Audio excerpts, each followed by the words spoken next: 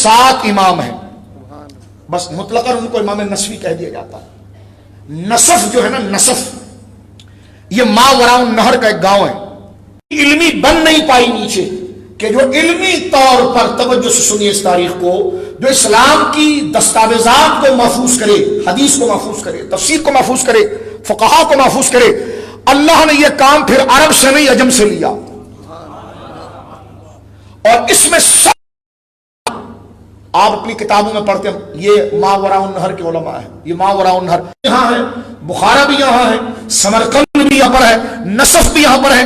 علم کلام یعنی اسلامی عقیدے کو جن لوگوں نے منظم کیا، یہ خود حنفی ہیں، امام اعظم ابو حنیفہ کے مقلد رہے، یہ بھی دیکھیں کہاں پر ہے، یہ بھی ماوراء النہر، یہ بچوں یاد رکھو، دریائے آمو، اللہ رب العالمین نے ان علاقوں کو دوبارہ نصفی ہیں۔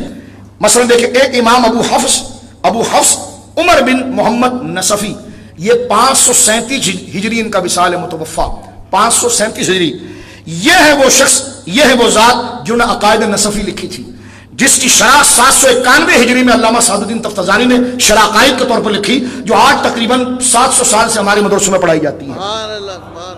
تو شرح عقائد جو کتاب ہے علامہ تفتزانی کی، اس کا جو متن ہے وہ امام ابو حفص محمد عمر بن نصفی نے لکھا ہے۔ ایک امام ابو البرکات عبداللہ بن احمد نصفی ہیں، جن کی کتاب کو میں یہاں پڑھنے جا رہا ہوں، لیکن آئیے صرف حوالے پر اکتفا کرتے ہیں۔ میں نے امام نصفی کا جو نام لیا ہے، یہ عقائد نصفیہ والے نہیں، جن کی شرح، کیونکہ آپ کہیں گے حوالہ غلط دینے سے لیے میں اس کی وضاحت کر رہا ہوں، یہ امام نصفی وہ نہیں، یہ امام نصفی ہیں امام ابو البرکات عبداللہ نصفی، کیونکہ وہ شرح عقائد والے جو نصفی ہیں وہ تو 537 ہوں گے، ان کے بعد اگر عثمان تھے تو عثمان کے بیٹے عمر جو ہے بڑے ہوں گے، پھر مولا علی ہیں تو حسن میں ہوں گے، نہیں، یہ قاعدہ نہیں، لوگوں نے یہ کہا ہے، لیکن الا اولاد فاطمہ،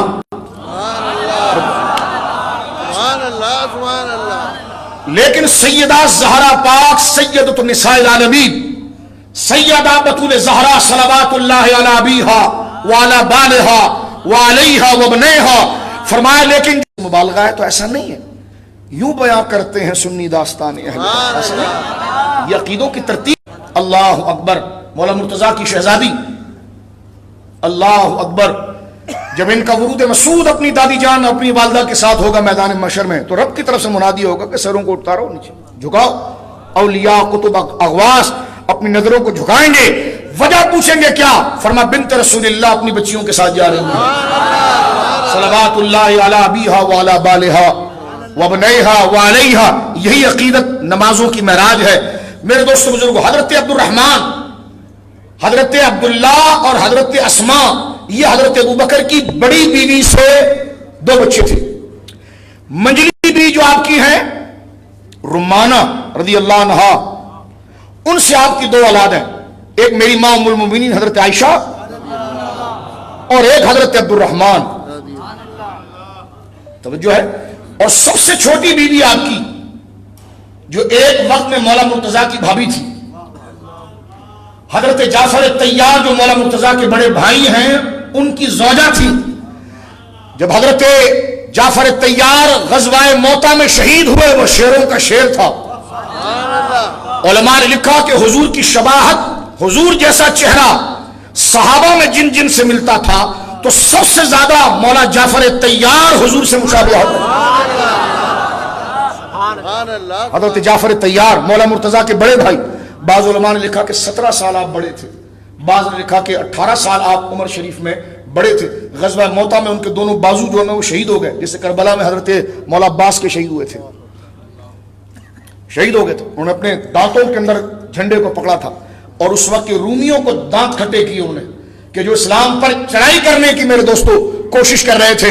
اور ایک دفعہ حدیث میں آتا ہے کہ سرکار تشریف فرما ہے، ان کی شہادت کے بعد حضور نے ایسے فضا کی طرف منہ کیا، فرمایا وعلیکم السلام ورحمۃ اللہ۔ صحابہ نے پوچھا حضور یہ آپ نے کس کو سلام کیا؟ فرمایا میرا بھائی جعفر فرشتوں کے ساتھ اڑتا ہوا جا رہا تھا۔ ہائے ہائے ہائے، جب یاد آ گئے ہیں سب غم بھلا دیا۔ فرمایا میرا بھائی جعفر، طبقات ابن سعد میں موجود ہے، جبرائیل حضور کے پاس آئے علیہ الصلوۃ والسلام، حضور نے فرمایا جبریل یہ معاملہ تو بتاؤ، غزوہ موتا میں تو میرا جرأت مند نڈر صحابی عبداللہ بن رواحہ بھی شہید ہوا ہے، جو تنہا 10,000 کے مجمع میں گھس گیا اور ان کے چیلنج کو قبول کر کے ایک ایک کے سر کو اس نے اتارا اور وہ راہ حق کے اندر وفا کے ساتھ شہید ہوا، لیکن اس کو تو ہاتھ پکڑ کر ایسی جنت میں لے گیا ہے۔ اور نعا زیدن و جعفرن و ابن رواحہ، اور میرا منہ بولا بیٹا زید بن حارثہ، وہ بھی بڑی وفا کے ساتھ میرے دل کا ٹکڑا موتا میں شہید ہو گیا، تو اس کو ایسی لے گیا۔ لیکن یہ عجیب بات ہے، جب جعفر شہید ہوا تو پہلے جنت سے 2 سونے کے پر لایا، یہ کوئی مبالغہ رائی نہیں ہے۔ تاریخ اور سیرت کی امہات الکتب، جس کو ماں کہتے ہیں نا، ماں، طبقات ابن سعد 3 صدی کا محدث صحیح سند کے ساتھ اس بات کو لا رہا ہے۔ سرکار نے پوچھا کہ جب میرا بھائی جعفر، دیکھو اہل بیت کی شان، میرا بھائی جعفر جب اس کے لیے تو سونے کے 2 پر لایا، ایک پر تو نے سونے کا ادھر لگایا، ایک پر ادھر لگایا، اور ان سے کہا خود ہی اڑو، خود ہی اڑو، تو حضرت جعفر بلا تشبیہ ہمارے ہاتھ اس لائق نہیں، ہم تو نکمے لوگ ہیں سمجھانے کے لیے، یعنی آپ نے اپنے بازوؤں کو جو سونے گولڈ کہ پر تھے وہ آپ ہاتھوں کو کھولتے ہوئے فضا میں جا رہے ہیں۔ سرکار نے فرمایا بتا دو جبرائیل یہ کیوں تھا؟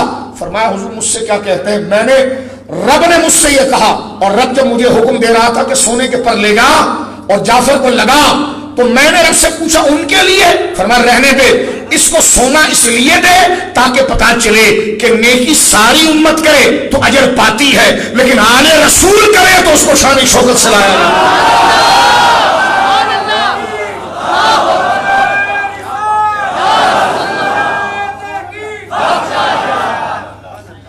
یعنی حضور کے خاندان کا کوئی فرد اگر نیکی کرے تو پھر کیونکہ اس کی نیکی کیوں بڑھ گئی؟ ہم نے کہا ایک رشتہ رسول کی وجہ سے، رشتہ رسول اللہ کی وجہ سے وہ نیکی بڑھ گئی۔ تو اب حضرت سیدنا امام حسن مجتبی اور امام حسین مجتبی عبد الرحمن بن ابی بکر سے بھی افضل ہے، عبداللہ بن ابی بکر سے بھی افضل ہے، عبداللہ بن عمر سے بھی افضل ہے۔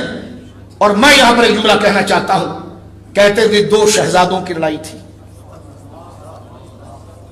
ہمارے دوست بیٹھے میں نام نہیں لیتا، تھوڑا حیا کرتا ہوں ان کی حاضری کی وجہ سے، ورنہ آج ایک کیوٹ ایک بندے نے بہت برا کیا ہے اور وہ اپنے آپ کو مفتی اعظم کہتا ہے، اس کا ٹیوٹ میرے ساتھ، اس کو ایسی بات نہیں کرنی چاہیے یزید کے بارے میں جو، لیکن میں یہاں پر یہ بات عرض کرنا چاہ رہا ہوں آپ کے سامنے، یزید کی حیثیت کیا ہے کہ اس کو شہزادہ کہیں گے آپ، اور بہانہ کیا بنا رہے ہیں یزید کو بچانے کے لیے؟ نہیں وہ جو شراب پیتا تھا نا تو یہ کہیں سے ثابت نہیں، شرابی تھوڑی تھا۔ میں نے کہا نہیں مفتی اعظم تھا وہ تو، یعنی کہ شرابی نہیں تھا تو تھا کیا وہ؟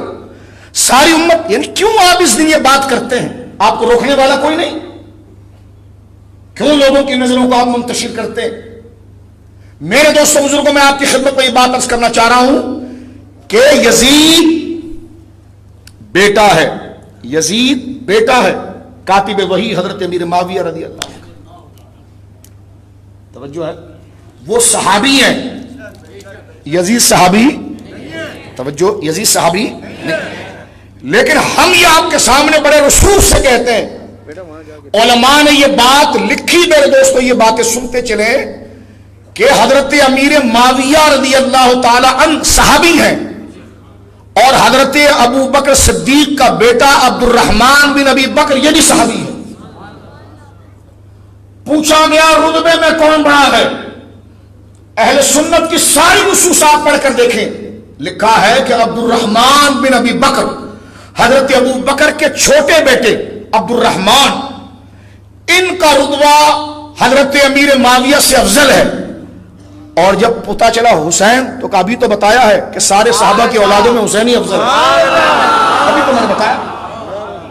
تو میں کہہ رہا ہوں آپ کے سامنے رسوخ کے ساتھ کہ سیدنا امیر معاویہ کو ان کی تمام فضیلتوں کے ساتھ قبول کرنے میں ہمارے دل میں کوئی چوری نہیں ہے، لیکن اس کے باوجود یہ ہم کہیں گے کہ حضرت امیر معاویہ بھی یہ مقام نہیں رکھتے جو منزلت خدا نے حسین ابن علی کو عطا فرمائی۔ تو جب حضرت امیر معاویہ صحابی ہو کر حسین ابن علی سے کندھا نہ لگا سکے تو وہ پلید یزید جو کچھ نہ تھا اس کو شہزادہ کہنا یہ قرآن کی توہین نہیں ہے؟ رکھا جائے ایسے لوگوں کو، یہ فرقواریت کو ہوا دیتے ہیں، یہ خاص قسم کو پروموٹ کرتے ہیں، یہ انتہا پسندی کو فروغ دیتے ہیں، لالی پاپ لے کر ساری مراتے لے کر پھر آپ ملک کے اندر یہ کام کرتے ہیں۔ آج تو چاہیے یہ تھا کہ آپ حسین ابن علی کی شان میں کوئی حدیث لکھ دیتے۔ آج شب عاشور ہے، یزید پلید کے کہنے پر کربلا کے اندر حسین ابن علی اور ان کے رفقا کو شہید کیا گیا، اگر ادھر بھی صبر نہیں، کہتے نہیں یزید نے نہیں مارا، تو میں نے کہا یہ آج رات بات کرنے کی بات ہے، اجماع سے ہٹ رہے ہیں آپ، یزید نے کچھ بھی نہیں کیا۔ میں نے کہا میں اس پر کیا تکرار کر سکتا ہوں، بولنے کے لیے تو بہت سی بات ہے ہمارے پاس، آپ تو ہزاروں کو کھا جائیں اور پھر کہیں کہ نہیں وہ جہاد نہیں تھا اب جہاد ہے، تو چھوڑیں ان چیزوں کو، تم تو بے وفا ہو، کہنا کہ زباں پہ کلمہ توحید دل میں بغض رسول، یہ بے وفا ہے، کسی با وفا کی بات کرو۔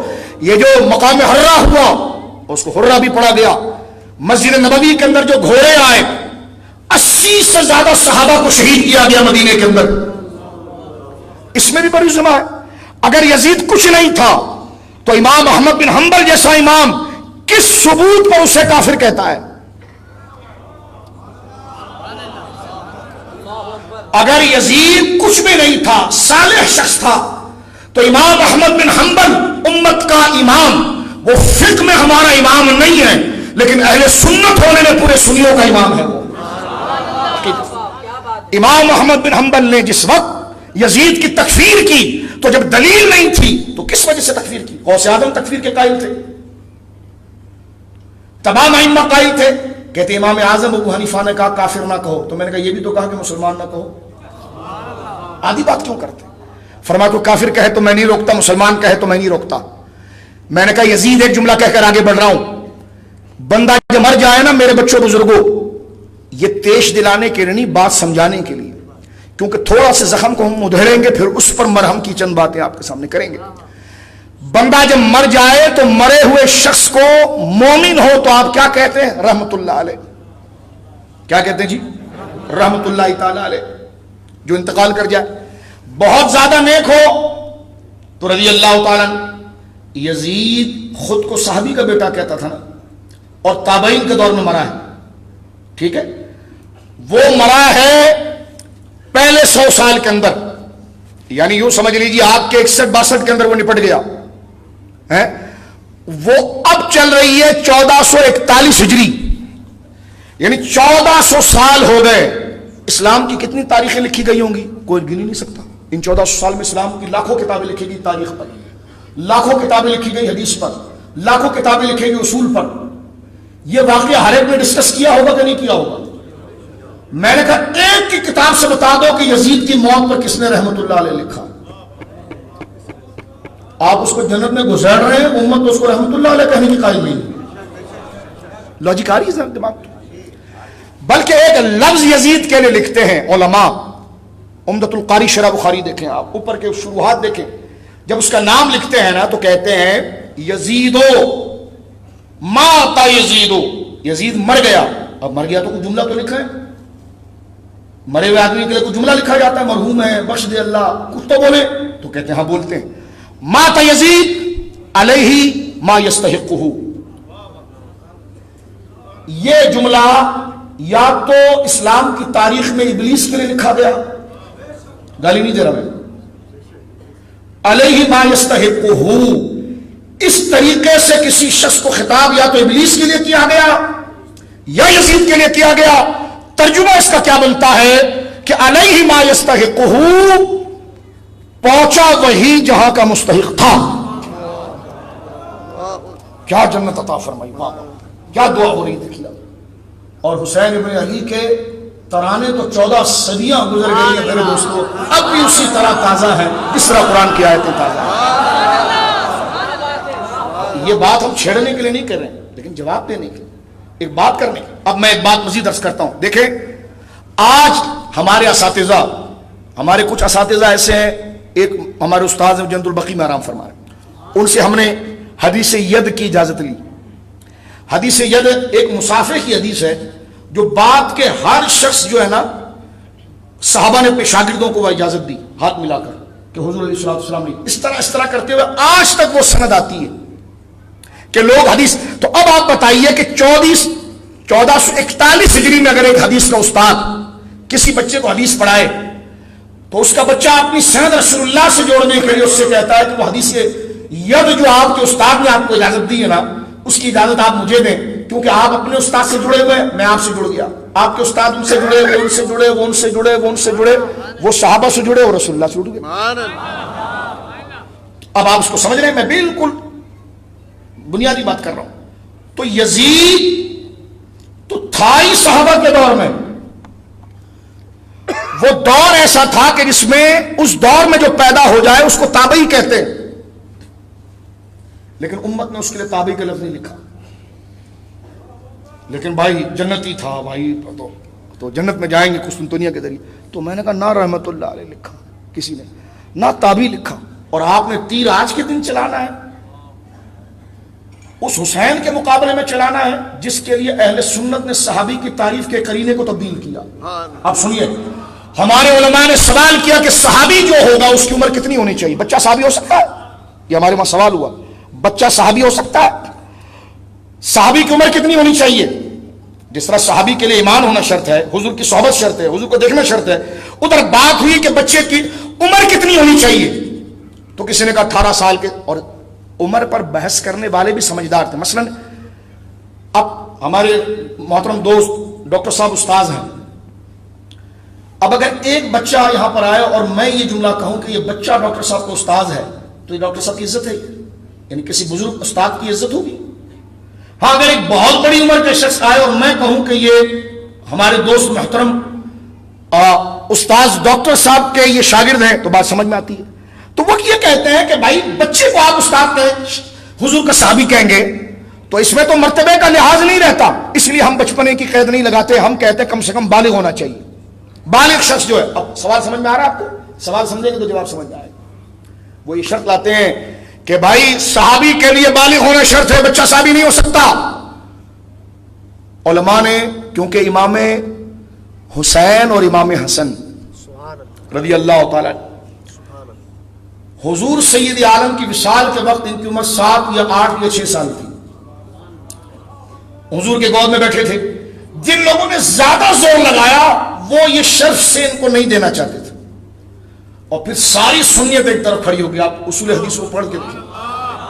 اور نے کہا یہ کیسے ہو سکتا ہے، تو مروان کو صحابی بنانے کے چکر میں آ جائے، اور وہ مروان بن حکم جس نے پوری دنیا کے اندر فساد پیدا کیا. کہتے مجھے ایک بندے نے کہا مروان حضور کے دور میں پیدا ہوا. میں نے کہا حضور کے دور میں پیدا ہوا تو کیا مطلب صحابی ہو گیا؟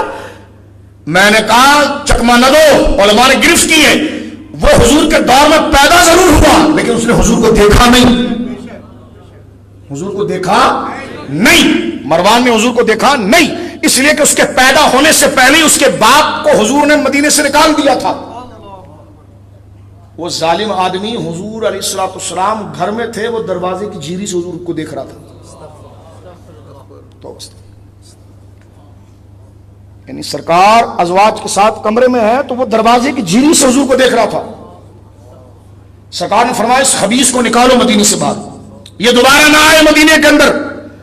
تو حضور اس لیے آپ دیکھیے سیدنا حسین نے جب مروان نے یہ جملہ کہا تھا مار دو، تو آپ نے کہا کہ گرگٹ کے بیٹے گرگٹ، حضرت حسین نے اس کو کہا تھا گرگٹ کے بیٹے گرگٹ. تو مروان بن حکم پیدا تو حضور کے دور میں تھا لیکن دیدار کا شرف نہیں ملا. حسین پیدا حضور کے دور میں ہوئی، شرف یہ ملا کہ نمازوں میں گردن پر سوار رہتے تھے. ایسا شرف کسی کو نہیں ملا. یہ میں آپ کو بتا رہا ہوں کیونکہ آج کی شب ہے. اب انہی کی بات کریں گے اور کس کی بات کریں گے؟ انہی کی بات کریں گے. علماء نے لکھا، سنیں میرے دوستو آگے چل رہا ہوں. علماء نے کہا اگر آپ یہ قید لگائیں نا کہ حضور بندہ صحابی جب کہلائے گا جب اس کے اندر یہ صلاحیت ہو کہ حضور سے علم لے سکے، کیونکہ وہ صحابی ہونے کے لیے تعلیم کو شرط لگاتے ہیں کہ صحابی وہ ہو جو روایت کرنے کا بھی درجہ رکھے اور بات کو سمجھے. اہل سنت کے علماء نے کہا کہ اس چیلنج کو بھی ہم قبول کرتے ہیں، اس چیلنج کو بھی ہم قبول کرتے ہیں، اور ہم ثابت کرتے ہیں کہ حسن 8 سال تو درکنار ہے، 1.5 साल का था तब भी नाना की सारी बातों को समझता था। हाँ, मुस्लिम शरीफ किताब ज़कात उठाकर आप देखें, जब सदक़े के खजूर आए थे, सदक़े के खजूर आए थे और सदक़े के खजूर का ढेर पड़ा हुआ था, मौला इमाम हसन की उम्र शरीफ 1.5 साल के करीब थी, ये 2 साल के करीब। पांव से लड़खड़ाते हुए आए और खजूर आपने उठाकर अपने मुंह में डाल लिया। जैसी डाला तो सरकार उठे। सरकार दो आलम सल्लल्लाहु अलैहि वसल्लम ने खुद नहीं खिलाया, उसने खुद खाया। तो जो बच्चा गैर मुकल्लफ खुद खाए तो माँ बाप थोड़ी जिम्मेदार है। हमारे वहां एक सवाल चलता है, हमारे वहां जब लड़का पैदा होता है तो उसको सोने की अंगूठी पहनाते हैं। सवाल हुआ उलमा से कि जो गोद का बच्चा हो उसको अंगूठी पहना सकते हैं? तो बाद लोग कहने को तो नाबालिग है, तो फरमा पहनाने वाला तो बालिग है। ये हिदायत किताबुल कराहियत आप देखिए वजात। तो ये वो खुद तो नाबालिग है लेकिन पहनाने वाला तो बालिग है। यहां हजरत हसन खुद नाबालिग है, खुद खाया, हुजूर ने नहीं खिलाया, लेकिन जब खाया तो हुजूर खड़े हुए और हुजूर ने उनके मुंह से निकाला और फरमा बखिन बखिन, थूक मेरे बेटे थूक, हम आले मोहम्मद हैं, ये माल का मैल हमारे लिए हलाल नहीं है। हाँ, यहां पर उलमा की अकल दंग रह गई कि इतना बड़ा शरई मसला 1.5 साल के बच्चे को बताया। जिस तरह हुजूर से इल्म लेने वाले को संजीदा होना चाहिए, तो हुजूर खुद जो नबी है वो बताने में कितने संजीदा होंगे। अगर 1.5 साल का बच्चा सलाहियत नहीं रखता था तो यह कलाम फजूल हो जाएगा और ये नबी के लिए जायज नहीं है। बताना बताता है कि है ये 1.5 साल का बच्चा, लेकिन अकल पूरी मुस्तहिदों वाली रखता है।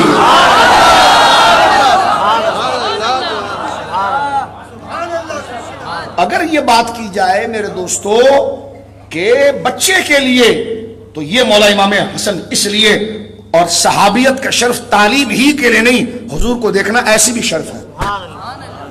तो ये दोनों तरीकों से हजरत इमाम हसन भी सहाबी है, ये लफ्ज याद रखना।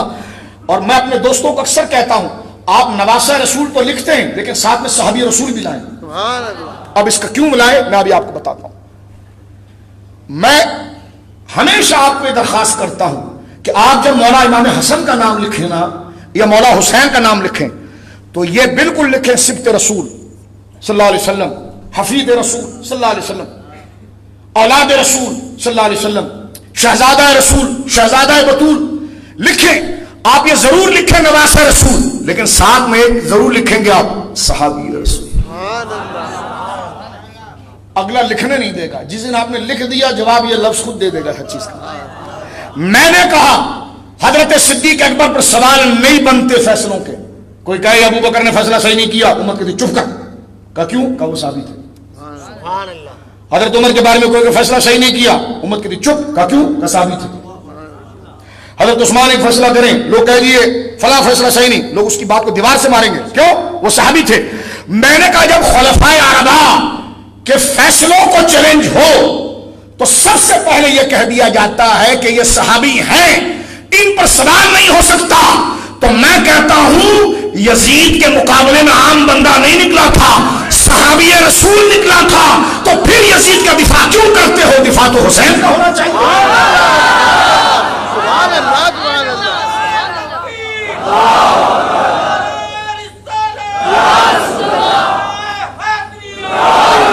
लिहाजा यजीद की तरफदारी का सवाल ही नहीं बनता। आप तो सहाबा के नाम पर जमात बनाते हैं, तो अब हुसैन का सहाबी होना आपको याद नहीं रहा, क्यों नहीं रहा।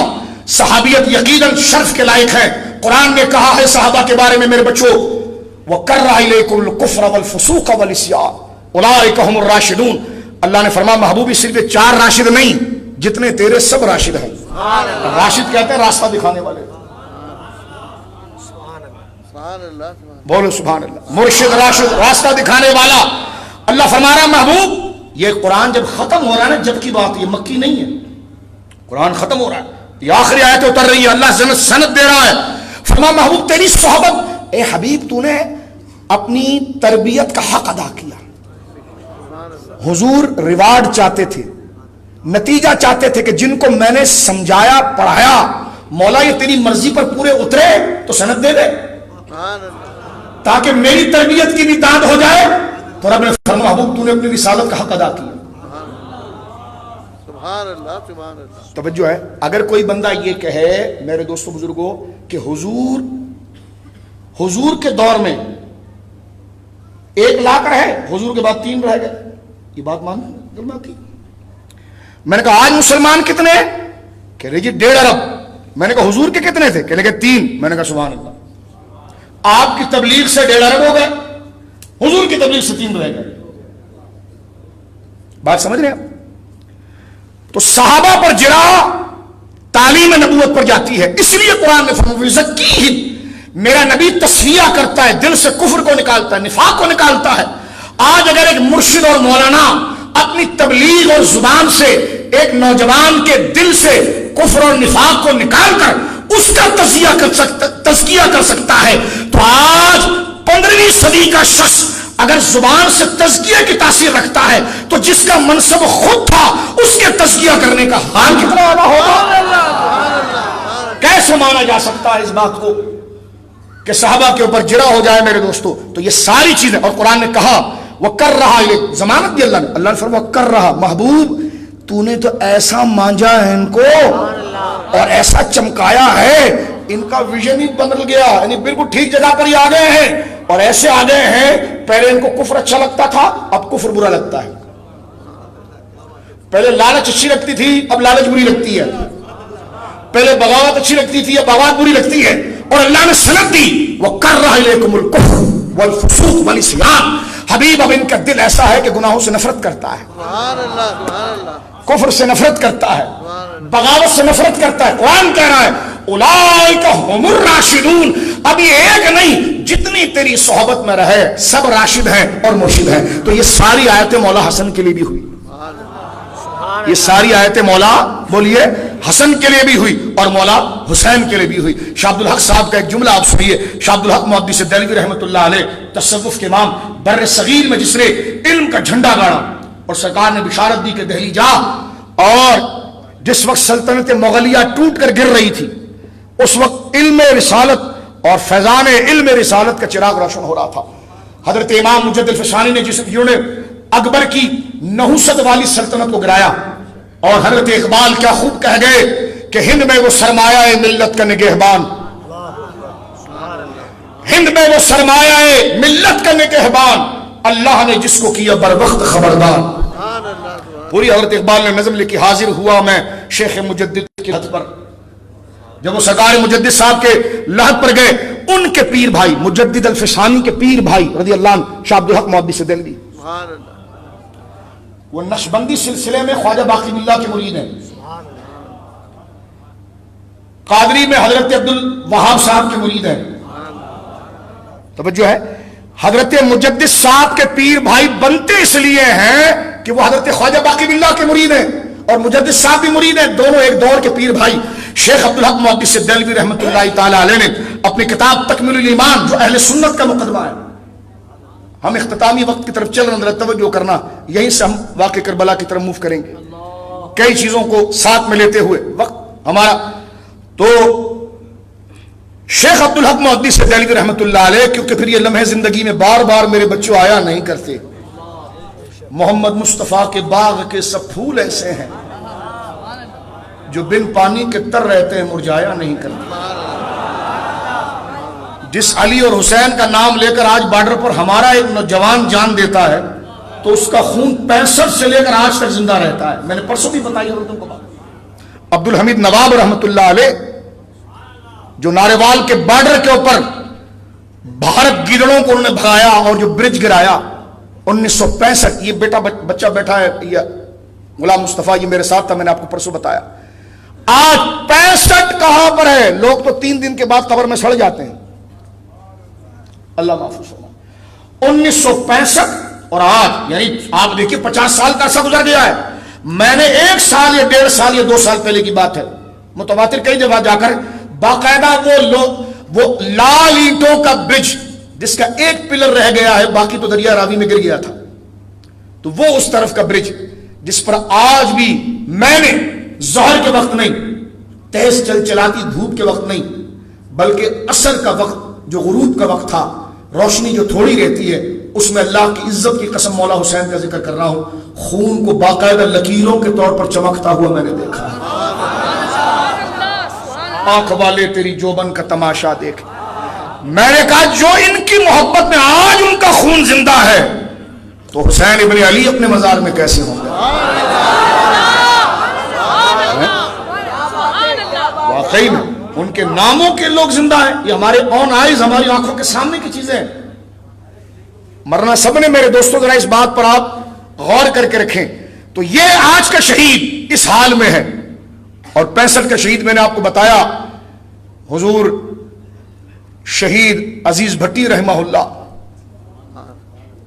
تو یہ وہ لوگ ہیں جو ایثار کا جذبہ جب آتا ہے جب ان کے اندر حسینیت اترتی ہے، اور یہ ہر ایک پر مار نہیں اٹھاتے، ہر ایک پر نہیں اٹھاتے، یہ اٹھاتے وہاں پر ہے جہاں حق ہے، کیونکہ یہ شجاعت ہے، درندگی نہیں ہے، یہ شجاعت ہے، درندگی نہیں ہے۔ شیخ عبدالحق محدث دہلوی کا جملہ سنیے، فرماتے ہیں وَبِحَسْبِ شرف ذات و طہارت طینت و پاکی جوہر ہیچ کس بفاطمہ حسن و حسین و دیگر اہل بیت نہ رسد۔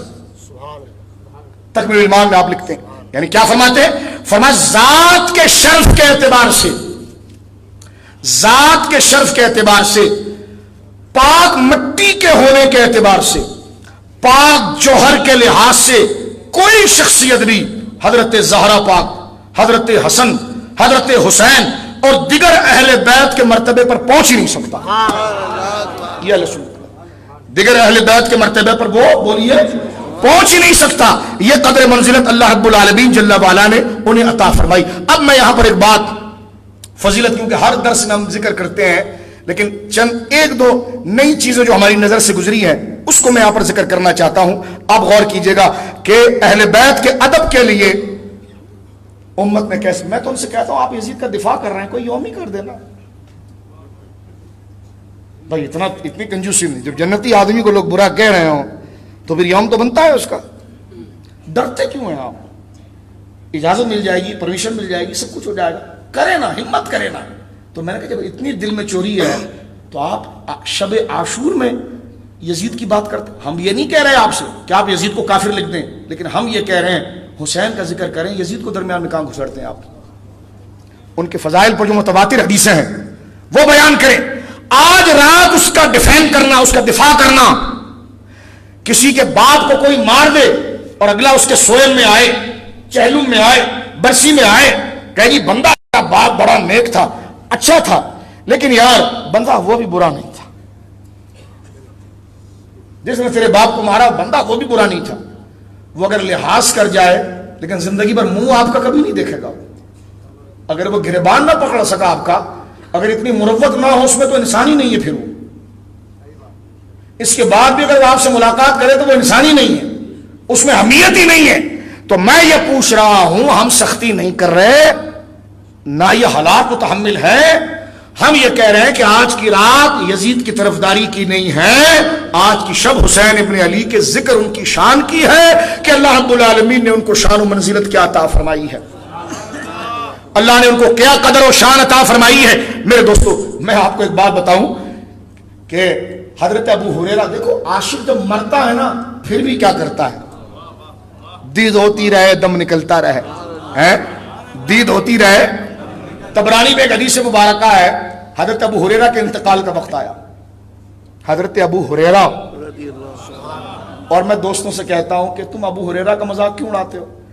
بھائی سنیوں کو اگر اہل بیت سمجھ میں آئے نا تو ابو ہریرہ سے آئے۔ اب اگر واقعی میں تو اہل بیت کا عاشق ہے نا تو ان کے جوتے چوم۔ ہم تو ابو ہریرہ کو اس لیے جب تعریف کرتے ہیں کہ ہمیں بھی نہیں پتا تھا حسن حسین کون ہے، ہمیں بتایا ابو ہریرہ نے۔ اب ان کی غیبت بنتی نہیں ہے، اگر تو اہل بیت کا عاشق ہے ان کی غیبت بنتی بولیے نہیں۔ یہ کیا ہو سکتا ہے کہ آپ حدیث ابو ہریرہ سے لیں اور بعد میں ابو ہریرہ پر تبرہ کریں؟ یہ نہیں ہو سکتا بھائی، جب ہم عشق کے بندے ہیں کیوں بات بڑائی ہے؟ طیبہ نصحی افضل مکہ ہی بڑا زاہد، ہم عشق کے بندے ہیں کیوں بات بڑائی ہے؟ لیکن غیرت دیکھیں، کیونکہ بزدل آدمی انہی واقعوں سے اخلاق لے گا۔ حضرت ابو ہریرہ کے انتقال کا وقت قریب ہے، یوں سمجھیے کہ 1-1.5 گھنٹے میں آپ وصال کریں گے۔ حدیث کے تناظر روایت بالمعنی کے طور پر مروان بن حکم جو مدینے کا گورنر تھا، یہ بچو، یزید کو خلیفہ بنانے میں اسی کا ہاتھ تھا، حضرت عثمان کو قتل کروانے میں اس کا ہاتھ تھا، حضرت حسین پر تلوار اٹھوانے میں اس کا ہاتھ تھا، اور مرا پتا ہے کیسا یہ مروان؟ مجھے ایک اپنا سنی ٹکر جاتا، ہاں مروان کیسا تھا؟ میں نے کہا بھائی ایسی کون سی تحقیق تم پڑھتے ہو کہ تمہیں ادھر کی طرف جذبہ نہیں آ رہا، مروان کی طرف آ رہا ہے؟ توجہ ہے کہ لگے جی مروان سے تو حدیث بخاری میں بھی ہے، تو میں نے کہا شاہ عبدالعزیز صاحب نے تو جواب دے دیا اس کو، امام بخاری نے مروان سے روایت نہیں لی ہے، تاریخی تناظر میں اس کو لے کر آئے ہیں، اور روایت کا دار و مدار مروان بن حکم نہیں ہے، روایت کا دار و مدار امام زین العابدین ہے۔ اس کبھی بحث کریں گے ہم روایت حدیث پر تو آپ کو ہم بتائیں گے مروان سے روایت نہیں لی ہے۔ مروان پر شاہ عبدالعزیز محدث دہلوی رحمۃ اللہ علیہ امام اہل سنت مجدد وقت، انہوں نے اپنے فتاوی میں لکھا کہ مروان بن حکم علیہ لعنت اللہ، یہ جملہ لکھا، یہ بڑا خطرناک قسم کا شخص تھا، حضرت امام حسن کو زہر پلانے میں اسی کا ہاتھ پیچھے رہا، تاریخ میں واضح، فتاوی مصطفیہ پڑھ لیں، چلیں حضور مفتی اعظم ہند کا۔ آپ دیکھیے یہ اہل بیت کا دشمن تھا، ہم یہ نہیں کہہ رہے ہم کوئی گالی دے رہے ہیں، لیکن اگر ہم ویلن کو واضح نہیں کریں گے تو جو حقیقی ہیرو ہیں وہ آپ کے سامنے کیسے آئیں گے؟ اگر ہم اس دور کے کلبھوشن کو آپ کو نہیں بتائیں گے، اس وقت کا کلبھوشن اگر تمہارے سامنے نہیں آئے گا تو تم غازی عزیز میجر عزیز بھٹی کو کیسے پہچانو گے؟ کارگل کے شیر خان کو کیسے پہچانو گے؟ رحمت اللہ تعالی علیہ علیہ رحمتن واسعہ۔ میں کچھ دن پہلے حضرت ایسی بائیوگرافی پڑھ رہا تھا شیر خان صاحب کی رحمت اللہ علیہ، اللہ ان کی قبر پر رحمت اتارے۔ اس بندے کی جرت یہ تھی کہ وہ خود جائے ادھر پھڑکا کے پھر واپس آئے۔ جب وہ شہید ہوئے تو وہاں سے کہا گیا لے جاؤ بھائی اس کو، یہ تو وہ شیر تھا جس سے ہم خود ڈرتے تھے۔ حمزہ کی کرامتیں آج بھی ہیں، تم وفادار بنو تو صحیح۔ میں نے آپ کو 100 دفعہ کہا اللہ کی عزت کی قسم، پاکستان زمین کے ٹکڑے کا نام نہیں ہے، پاکستان نظریے کا نام ہے۔ یہ ہم نے اپنے باپ کے منہ سے سنا، اپنے مرشدوں کے منہ سے سنا، بزرگوں سے ان کے منہ سے سنا کہ جن کو ہم ولی مانتے ہیں، اور ولی وہ ہوتا ہے جو جھوٹ نہیں بولتا، اور یہ حقیقتاً بھی ہے۔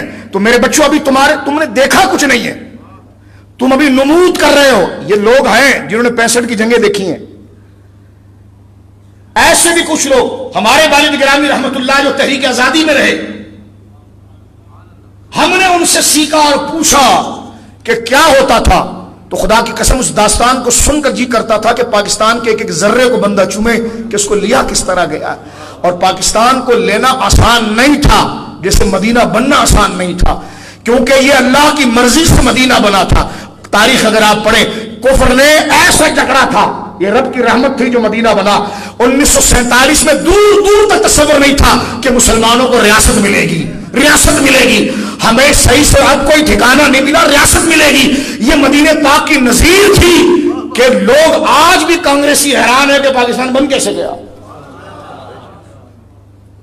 تو نوجوانوں فکر کرو اس کی، یہ کسی خطے کے ساتھ تعاون نہیں ہے، یہ دین اور نظریے کے ساتھ تعاون ہے۔ پاکستان پاکستان۔ اب توجہ کریں میرے دوستو، حضرت ابو ہریرہ کے انتقال کا وقت قریب ہے، تو مروان بن حکم آپ کے پاس آیا۔ میں آپ کو بتا رہا تھا مروان مرا کیسے، تاریخ ابن کثیر میں بڑا زبردست واقعہ ہے۔ میں حج پر گیا ایک دفعہ، ایسی میں دیکھ رہا تھا تو البدایہ والنہایہ کے اندر موجود ہے کہ مروان نے نا یزید کی بیوی سے شادی کی تھی۔ یزید جب مر گیا نا تو یزید کی بیوی، کیونکہ یزید کا ایک بیٹا تھا خالد،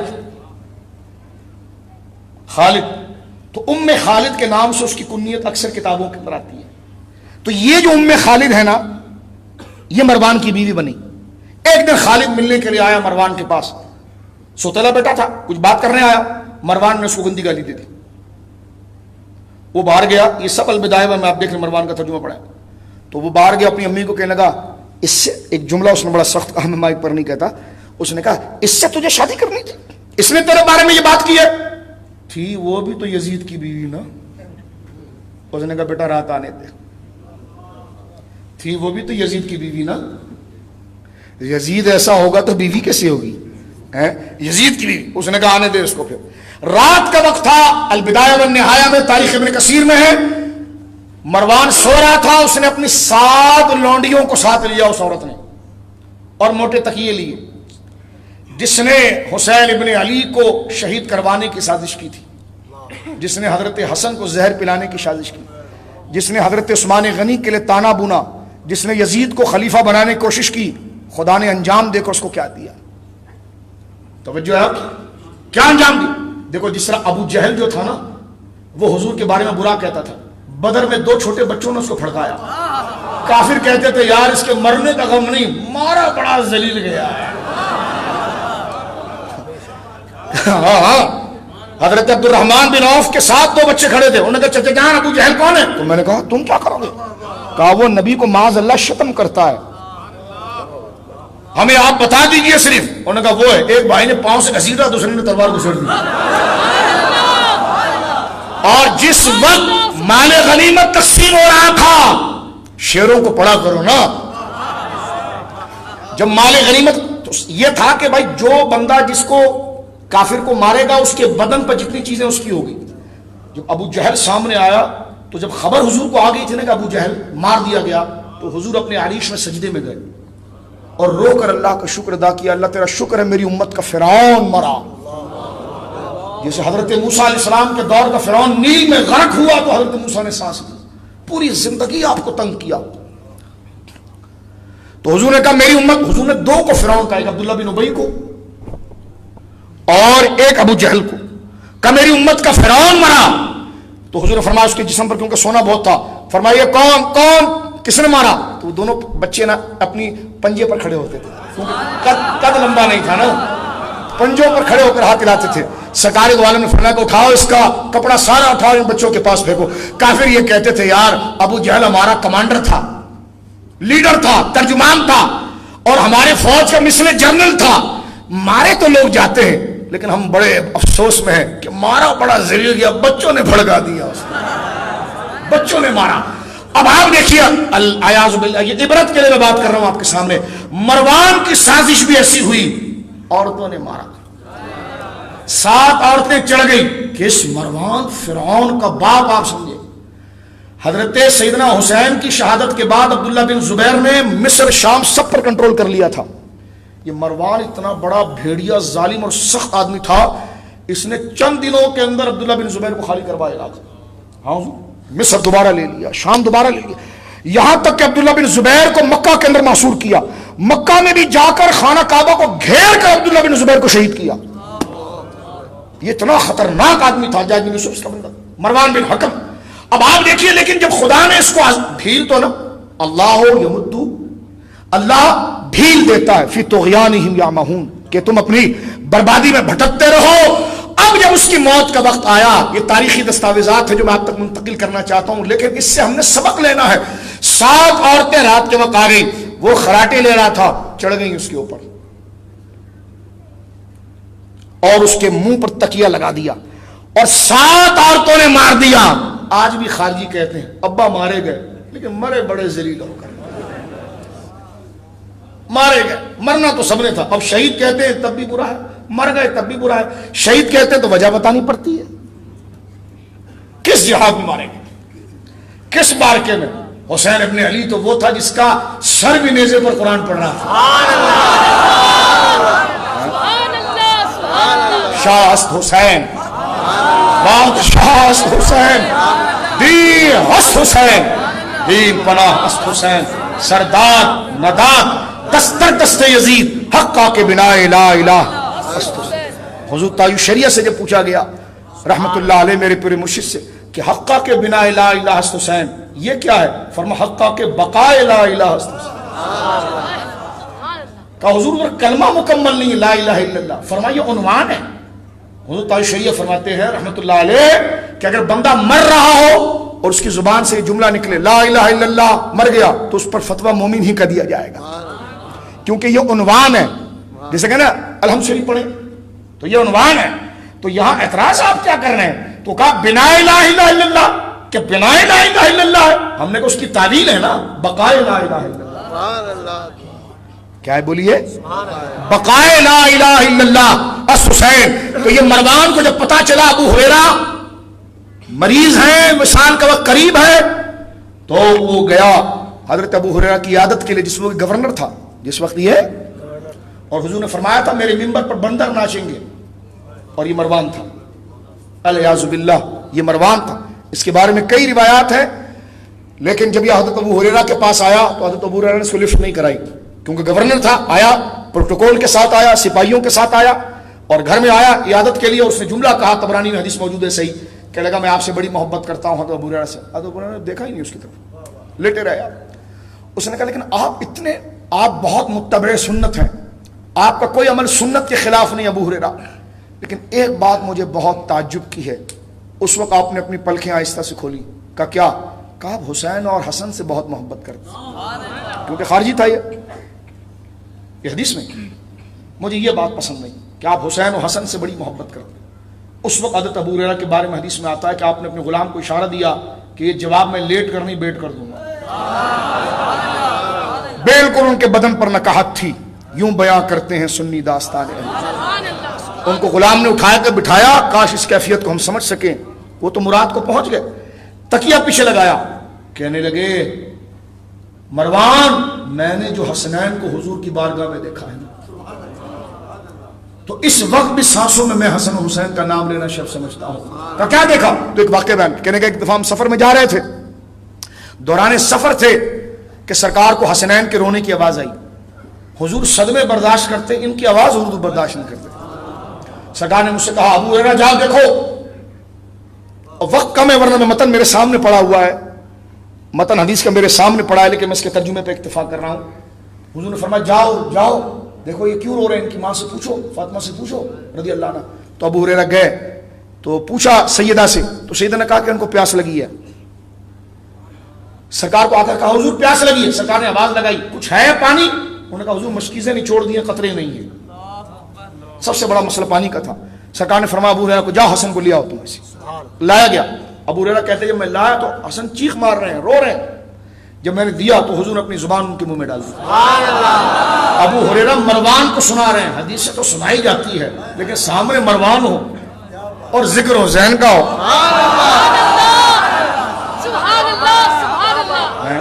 یہ ذکر پھر اور ہوتا ہے۔ میٹھے میٹھے لوگوں کے سامنے ہمارے جو لوگ ہیں محبت کرنے والے، ان کے ساتھ بات کرنا بھی سعادت ہے، لیکن ایک ایسا ہو کہ ساری آزمائش سامنے ہو اور سامنے شیطان کھڑا ہو اور بندہ رحمان کا نام لے اور خواہشات کی طرف نہ جائے، یہ کامل ایمان کی دلیل ہے میرے دوستو۔ ابو ہریرہ رضی اللہ عنہ نے کہا کہ میں حیران تھا کہ حسین حسن حضور کی زبان مبارک کو لے کر چوس رہے ہیں اور بالکل پرسکون ہو گئے، اور اپنی ٹھوڑی، باقاعدہ ذکر کرتے حدیث میں کہ اپنی ٹھوڑی حضور کی ٹھوڑی پر رکھی۔ آپ انداز دیکھیں، زقن اپنی ٹھوڑی، میرے ہاتھ اس لائق نہیں، ہم تو بیکار لوگ ہیں کہ سرکار علیہ الصلوۃ والسلام کا دہن مبارک یعنی ہونٹ سے ہونٹ، ٹھوڑی سے ٹھوڑی، اور زبان حضور نے ان کے منہ میں ڈالی، وہ زبان جس پر خدا بولے، جس پر قرآن بولے، بولیے سبحان اللہ۔ حضور نے ایک صحابیہ، حضور وضو کر رہے تھے مصنف شیبہ میں، وہ صحابیہ حضور کو باندھی تھی نا، تو وضو کرا رہی تھی، تو وضو کرا رہی ہیں تو سرکار کی وضو کرایا تو اس نے احسن طریقے سے پانی ڈالا جیسا حضور پسند کرتے تھے، تو سرکار نے اٹھتے وقت بس ایسے چھینٹے مار دیے منہ پر، یعنی اٹھتے وقت چھینٹے جو ایسے مارے۔ مصنف شیبہ میں موجود ہے کہ 80 سال کی ہو گئی تھی، چہرے اسی طرح تھا جس طرح 22 سال میں ان کا چہرہ۔ اسی کو امام محمد رضا نے کہا ذرے جھڑ کر تیری پیزاروں کے تاج سر بنتے ہیں سیاروں کے، کیسے آقاؤں کا بندہ ہوں رضا، بول بالے میری سرکاروں۔ بولیے سبحان۔ جوانوں یہ ہے وہ چیز غذا، گانوں میں کوئی غذا نہیں ہے، فلموں میں کوئی لذت نہیں ہے۔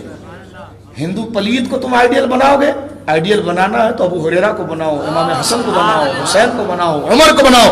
تمہاری فیس بک کی وال اور ڈی پیوں کے اوپر میرے بچوں کوئی بھارت کی فلموں کے اور آرٹسٹوں کے نام ہو، نہ، گنبد خضرا کی ہو، مولا حسین گنبد ہو، جنت البقیع شریف ہو، اپنے وطن کا جھنڈا ہو، ترجمانی ایمان جس کی ہوتی ہو وہ ہو، جس سے دیکھنے والا بھی دیکھے کہ بھائی اس سے بات کس انداز میں کرنی ہے، پھر اس کو پہلے بتا دے کہ بھائی اس سے بات، تو لہٰذا گناہ میں پڑھنے سے پہلے اپنا عنوان ایسا رکھو کہ گناہ آپ کے قریب نہ آئے۔ کمزور لوگ ہیں نا, دروازہ مضبوط اس لیے رکھتے چوری نہ, پہلے دروازے تو چور گھس جائے گا. دروازہ مضبوط آپ اس لیے رکھتے کہ چور کو بتا دیتے گانا نہیں دے, تارے بھی لگا دیتے, آپ کرنٹ بھی چھوڑ دیتے, کیونکہ ہم کمزور لوگ ہیں, رات کو بے خبر سو رہے ہیں, نہ لگائیں تو گھس جائے گا. تو بندہ جب کمزور ہو تو حفاظت ذرا مضبوط رکھے. تو حفاظت کا مضبوط کا طریقہ یہ ہے, اچھوں کی صحبت میں بیٹھو. اگلا دیکھے کہ بھائی ہم اس پہ کچھ نہیں کر سکتے, آپ کے وال پیپر ہیں, آپ کے فیس بک کا وال ہے, آپ کا جناب ڈی پی ہے, وہ دیکھنے کے ساتھ بندہ سمجھ جائے کہ اس کو کس انداز میں بات کرنی ہے. تو اپنے آپ کو پہلے پروٹیکٹ کر کے رکھو, محفوظ رکھو اپنے عقیدے اور اپنے ایمان کی حفاظت کے لیے. حضرت نبی پاک نے فرمایا پھر حسین کو لاؤ, کہنے کہ میں پھر حسین کو لایا, یہاں تک کہ دونوں نے اپنی ٹھوڈی حضور کی ٹھوڈی پر رکھی, زخم آپ کے زخم پر رکھی, اور زبان آپ کے دہن مبارک میں دی, چوستے رہے یہاں تک کہ مطمئن ہوئے. مجھے پھر حضور نے فرمایا جاؤ دیکھ کے آؤ زہرا کے پاس رو تو نہیں رہی ہے. ابو ہریرہ کہتے میں گیا اور میں دیکھ کر آیا, میں نے کہا نہیں. تو اب اس طرح منہ کر کے مروان کو کہتے ہیں اب بتا میں حسن کا نام لوں کہ نہ لوں, اب بتا کہ میں حسین کا نام لوں کہ نہ لوں. اب اس میں تو صحابہ کے حضرت ابوبکر کی جو تعظیم کے انداز ہے, امام حسن کھیلتے ہیں ان کو وہ کندھے پر اٹھا لیتے ہیں. آج دیکھیں ہمارا علاقے کا اگر ایک کونسلر جیت جائے نا, یہ مزاج ہوتا, میں کسی کو ڈانٹ نہیں رہا, مذاق کر رہا ہوں ایسی محبت میں, یعنی جب تک الیکشن جیتے نہیں تو چائے پیتے تھے, بعد میں ملتا ہی نہیں بندہ. لیکن یہ ہوتا نہیں ہے, ایسا کوئی برا ہی, وہ کہتے ہیں نا حسن آتا ہے تو تھوڑی نزاکت آتی ہے. لیکن میں پوچھتا ہوں کہ جو رسول اللہ کے ممبر پر بیٹھتا ہو حضرت ابوبکر صدیق خلیفہ ہیں, عصر کی نماز پڑھا کر باہر نکلے, دیکھ رہے کہ امام حسن کھیل رہے ہیں, تو ہاتھ نہیں ملایا, سر پہ ہاتھ نہیں رکھا, بلکہ نیچے بیٹھ گئے اور اتنی محبت ہی اٹھا کے اپنے کندھے پر لے لی اور کھڑے ہو گئے. یہ بخاری شریف میں, بخاری شریف. اور حضرت علی کو کہنے لگے علی ایک بات بتاؤں تجھے, کا کیا, کہ یہ تیری طرح نہیں لگتا, لگتا حضور کی طرح ہے. تو یہ مولا علی کے ساتھ سیدنا صدیق اکبر کی محبت, تو مولا علی خود بھی مسکرانے لگے.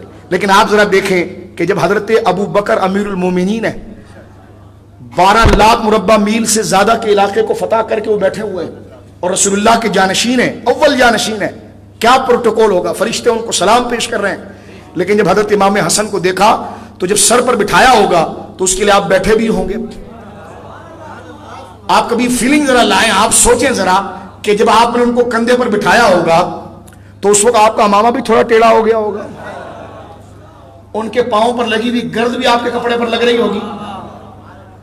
کسی نے سوال کیا, میں نے ایک دوست سے پوچھا یار حضرت ابو ہریرہ, حضرت ابو بکر کے جو اتنے بیٹے تھے, عبد الرحمن تھے, عبداللہ تھے, محمد تھے, سب سے چھوٹے بیٹے, جو حضرت جعفر کی اہلیہ جب حضور شہید ہو گئے تو ان کے نکاح میں آئی حضرت اسماء بنت امیس, ان سے محمد پیدا ہوئے. تو حضرت ابو بکر نے کبھی اپنے بیٹے کو کندھوں پر بٹھایا؟ میرے کو تو کہیں نہیں ملا, نہیں سمجھا. حضرت ابو بکر نے, دیکھو صحابہ کی محبت, کوئی ہمیں ڈیوائیڈ نہ کرے میرے بچوں, کیونکہ ادھر گئے تب بھی مارے, ادھر گئے, جب دونوں کو لیں گے تو قبول ہوں گے. ابو بکر آپ کو بغیر علی کے نہیں مل سکتا, یہ چھوڑ دیں آپ, چاہے کتنے نعرے لگا لیں آپ, اور علی آپ کو بغیر ابو بکر کے نہیں مل سکتے, کیونکہ علی رات کی چاندنی ہے اور شیخین سورج کی تمازج ہے. تمازج پھل کو تیار کرتا ہے, چاندنی رس ڈالتی ہے. رس کے پیچھے جا رہے ہو تو پھل تو بناؤ, اور پھل آ جائے رس نہ ہے تو فائدہ کیا ہے. تو اس ترتیب 4 یاروں کی رہو, زندگی بھی پرسکون ہوگی, قبر و حشر بھی پرسکون ہو جائے. حضرت, تو میں یہ بات آپ کی خدمت میں عرض کر رہا ہوں کہ حضرت سیدنا صدیق اکبر رضی اللہ تعالیٰ نے اپنے بیٹوں کو کبھی کندھے پر نہیں بٹھایا. مجھے ایک بندے نے کہا یار یہ کون سا تم نقطہ لا رہے ہو, کندھوں پر نہیں بٹھایا. بٹھایا ہوگا, ابھی ریسرچ ہماری کم ہے, ابھی پڑھتے رہیے, نالج گین کریں اپنی, آپ پڑھتے رہیے, کبھی نہ کبھی مل جائے گا. لیکن میں نے کہا دیکھ بیٹا, ہم بھی قلندروں کے پاؤں چومنے والے ہیں, میں ایک بات آپ کو بتا دوں, کبھی نہ کبھی مل جائے گا. میں نے کہا جب وہ اپنے بچے کو بٹھاتے ہیں تو وہ کبھی نہ کبھی ملتا ہے, علی کے بیٹے کو بٹھاتے ہیں تو پھر بخاری میں ملتا ہے. میں نے کہا یہ ہے مراتب جو آپ کو بتانا چاہ رہے ہیں, کہ جس کو بٹھایا تو پھر آیا بھی وہاں پر ہے. ایک نے مجھ سے کہا کہ یہ کیا انداز تھا, میں نے کہا میں خود بڑا حیران ہوں, یہ دیوانگی جب تک نہ آئے تو مفتی نہیں بنتا. یہ دیوانگی نہ آئے تو مولوی مولوی نہیں بنتا، مومن مومن نہیں بنتا۔ جو خود کے پروٹوکول میں رہے وہ انسان ہے، جو دوسرے کی قدر جانے وہ انسان ہے۔ حضرت سیدنا ابو بکر صدیق چاہتے تو حضرت حسن کے چہرے سر پر، چھوٹا بچہ آ جائے تو ہم محبت میں سر پر ہاتھ رکھتے ہیں، تو کسی نے کہا کسی کا بچہ ہونا تو ہاتھ رکھا جائے، اور علی کا بچہ ہونا تو سر پر بٹھایا جاتا ہے، اس کے سر پر نہیں ہاتھ رکھا جاتا۔ یہ مقام ہے حضرت مولانا امام حسن رضی اللہ تعالیٰ عنہما کا۔ اب آئیے میں آپ کو اپنے سلسلے کی بات کر دوں، اور میرے دوستو اب حضرت عبد الرحمن جامی کا نام سنا ہے آپ نے؟ ان کے عشق کا کوئی اندازہ لگا سکتا ہے؟ ان کی علمیت کا، عبد الرحمن جامی، ان کی علمیت کا کوئی اندازہ لگائے گا میرے دوستو؟ یعنی آپ اندازہ لگائیے کہ علم عربی میں بھی ان کا ایک کمال ہے، جو نحو پر انہوں نے ایک کتاب باقاعدہ طور پر مرتب کی ہے، مولا جامی۔ ان کے پیر جو یہ ایسا ہے تو ان کا پیر کیسا ہوگا؟ حضرت عبد الرحمن جامی نقشبندی ہے نا، سلسلہ نقشبندیہ رکھتے ہیں نا، یعنی سرکار سلمان فارسی اور پھر حضرت ابو بکر صدیق،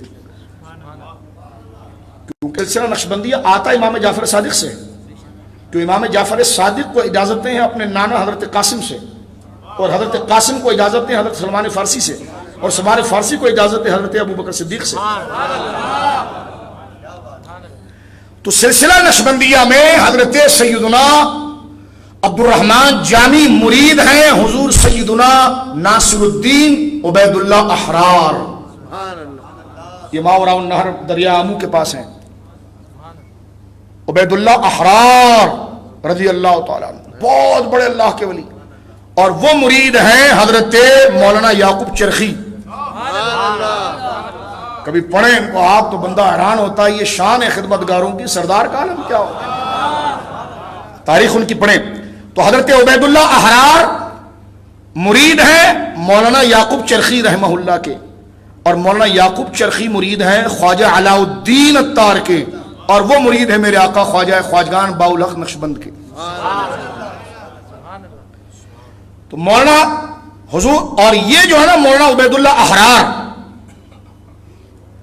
ان کے مرید ہیں مولانا زاہد، ان کے مرید ہیں مولانا درویش محمد، ان کے مرید ہے حضرت مولانا خواجہ امنگی، ان کے مرید ہے سراج الملہ خواجہ حضرت باقی باللہ رحمہ اللہ، اور ان کے مرید ہیں حضرت مجد الفساد۔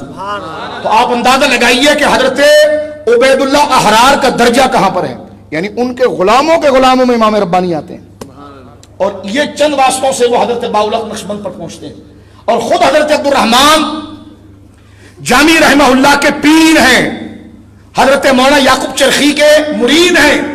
ان کے ملفوظ میں آتا ہے، یہ خود اپنے ملفوظ کو ان کے ملفوظ میں آتا ہے، جس بات کو حضرت ذکر فرماتے ہیں، وہ کہتے ہیں آپ نے ایک روز سیدوں کی توقیر کے بارے میں خطبہ دیا، حضرت مولانا ناصر الدین عبید اللہ احرار رضی اللہ تعالی عنہ، مرید حضرت مولانا یعقوب چرخی اور پیر حضرت عبد الرحمن جامی کے، اور حضرت مجدد صاحب کے پردادا پیروں میں سے، اور حضرت میرے آقا خواجہ خواجگان باؤلحق نقشبند کے پوتوں مریدوں میں سے، جو میں نے شجرہ پورا آپ کو بتا دیا۔ عبید اللہ احرار بہت بڑے اللہ کے ولی، انشاءاللہ مجدد صاحب کا عرس آیا اور ہم زندہ رہے تو ان کی کرامات آپ کو بتائیں گے، ورنہ آپ خود تحقیق کر کے کتابوں سے سلسلہ نقشبندیہ میں اس کو پڑھیے، آپ بڑی روحانیت آپ کو ملے گی۔ کہ وہ ایک دن سیدوں کے رتبے پر تقریر اپنے مریدوں سے کر رہے تھے، فرمانے لگے جس بستی میں سید رہتے ہیں میں وہاں نہیں رہتا۔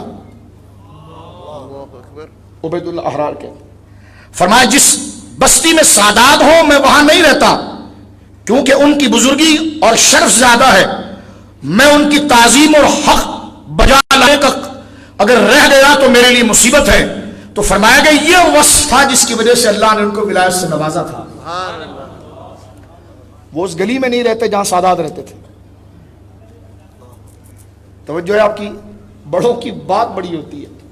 اور خود ایک بات عرض کرتے ہیں، کہتے ہیں ایک دفعہ امام اعظم ابو حنیفہ اپنے مدرسے میں درس دے رہے تھے، تو درس دے رہے تو تھوڑی دیر میں امام اعظم ابو حنیفہ کھڑے ہو جاتے تھے، پھر بیٹھ جاتے تھے، پھر درس دینا شروع کر دیتے، پھر امام اعظم کھڑے ہو جاتے تھے، بیٹھ جاتے تھے۔ 3 دفعہ ایسا ہوا تو شاگردوں نے پوچھا حضور یہ کیوں، کوئی مسئلہ ہے تو شاہ فرمائے۔ کہہ رہے کہ نہیں وہ مدرسے کے صحن میں نا وہ علوی سادات کے بچے نا وہ کھیل رہے ہیں. مدرسے کے صحن میں علوی سادات کے بچے کھیل رہے ہیں, سیدوں کے بچے کھیل رہے ہیں. وہ ایک بچہ بھاگ کر ادھر آتا ہے میری طرف تو میں تعظیم میں اس کے لیے کھڑا ہوتا ہوں, وہ پھر چلا جاتا ہے ادھر, تو جتنی دفعہ وہ آتا ہے تو میں کھڑے ہو جاتا ہوں. یہ تو سامنے کے شاگرد ادھر دیکھنے لگے تو امام اعظم نے جب سر گھما کر دیکھا تو آدھا حصہ امام رضی اللہ تعالیٰ عنہ کا وصال ہو جاتا ہے. اور خبر اس وقت حضرت سیدنا علامہ ابن کثیر نے, وہ کہتے ہیں وہ کاغذ ایسا تھا جیسے چوہے کا کان, بلا لیا.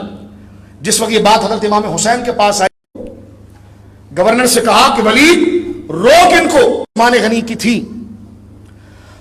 آپ نے فرمایا کہ نہیں, یہ تو مدینے کے اندر فضا پھر بڑی عجیب سی اور خراب وفا ہو جائے گی. تو آپ نے اپنے رفقا کے ساتھ مشورہ کیا اور آپ رجب میں 28 رجب کو سن 60 ہجری میں آپ نے مدینہ منورہ چھوڑا اور مکہ شریف روانہ ہو گئے. 3 شعبان ایسا آرام اور سکون بندے کو ملتا ہے. تو وہ جہاں سامنے موجود تھے تو کیفیت کیا تھی. ابن کثیر نے ربانی کے فیصلے کو دیکھے, وہ امام ربانی کے فیصلے کو دیکھے, وہ محدثین کی جماعت ایک ایسا ہے تو اس پاگل کی وجہ سے کہ آپ شک کریں گے جو تمام امت چلا دو. ایک دفعہ لائک کر لو.